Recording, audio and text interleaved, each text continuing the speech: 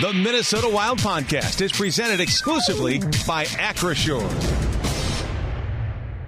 John, any lineup changes specifically with Johansson's status? Yeah, Johansson will be out tonight, so Hynes will come in. How does slot right into his spot? No, we have a couple changes that will be game time. John, can I ask you about Freddie? I know it's before the game, but he's sure been good this year, and he's just really bounced back, and he's made himself. He's put him up on a bigger line now, and what he's given you right now. Yeah, I think Freddie's been very good this year. I think he's been one of our most reliable centermen. I think he's done a really good job of understanding the defensive details. As a low center, I think his breakout support is really good. He's got good skill where he's been able to produce for us. But I think he just plays a really smart, responsible, competitive two-way game, and he's been very consistent in that. John, a lot's been made, obviously, of Kaprizov and Boldy, but just what has Eriksson done for those two in doing the dirty work, and what's he meant to that line? Yeah, I think Eki, he's such he's a strong two-way centerman. I think his competitive nature and just the way that he plays the game, he plays it, from a checking perspective, he's really responsible and can handle the, I think, the tough assignments. From an offensive perspective, he's a guy that plays a power forward game, but also has a skill to be able to make plays when he plays with high end guys. And I think the line in general, I think all three players have committed to playing a style of game that gives you a chance to win in these games. With Johansson, is it upper or lower? Can you disclose? Upper. Upper body. Oh, excuse me, lower. Lower body. Okay. Full body. Full. The body hurts right now.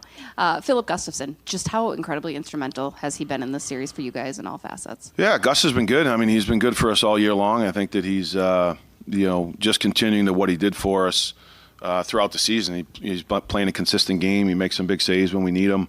I like the fact that, he's even keel. He doesn't get rattled if the puck goes in the net or, he competes, doesn't give up on pucks. And that's what you need, regularly to win, is a guy that he can compete like that. I think he breeds confidence in through the team because of, I think, his demeanor and the way that he plays. And that's been consistent all year.